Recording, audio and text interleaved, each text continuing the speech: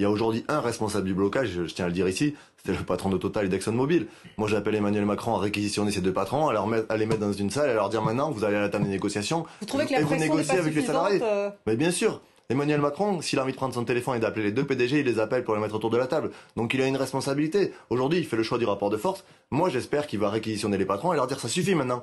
On a des salariés qui sont mobilisés depuis 22 jours, des gens qui perdent de l'argent, qui demandent des hausses de salaire, que l'entreprise s'est gavée avec des dividendes. Il est temps de revenir à la raison et de négocier avec ces gens-là. Une colère sociale, parce que ça vient d'être dit.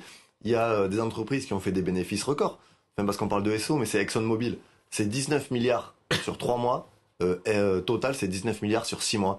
Et on parle d'augmentation annuelle, mais les salariés, ils voient leur patron qui s'est augmenté de 52%. Le PDG de Total s'est augmenté de 52%.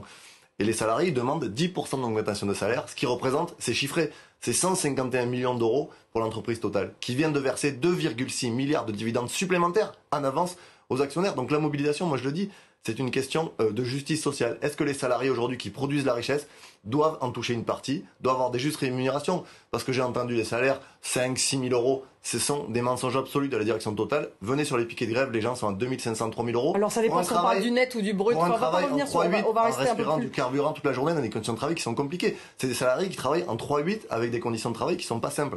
Donc arrêtons de stigmatiser celles et ceux qui aujourd'hui se mobilisent. Que Total et Exxon accèdent aux revendications des salariés.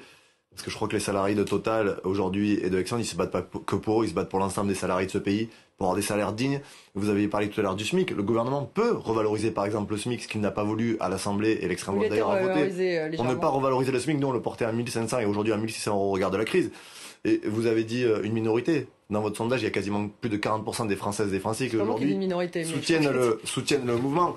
Parce que, oui, il y a un problème de pouvoir d'achat dans ce pays. Et quand vous avez un patron qui s'augmente de 52%, et je le redis parce qu'à un an, c'est 312 SMIC. Le PDG de Total, c'est un an, 312 années de SMIC. Et on a des gens qui, contrairement à ce qui est dit, n'arrivent pas à remplir leur frigo à la fin du mois. Donc il faut augmenter les salaires et partager les richesses dans ce pays. Mais pour l'instant,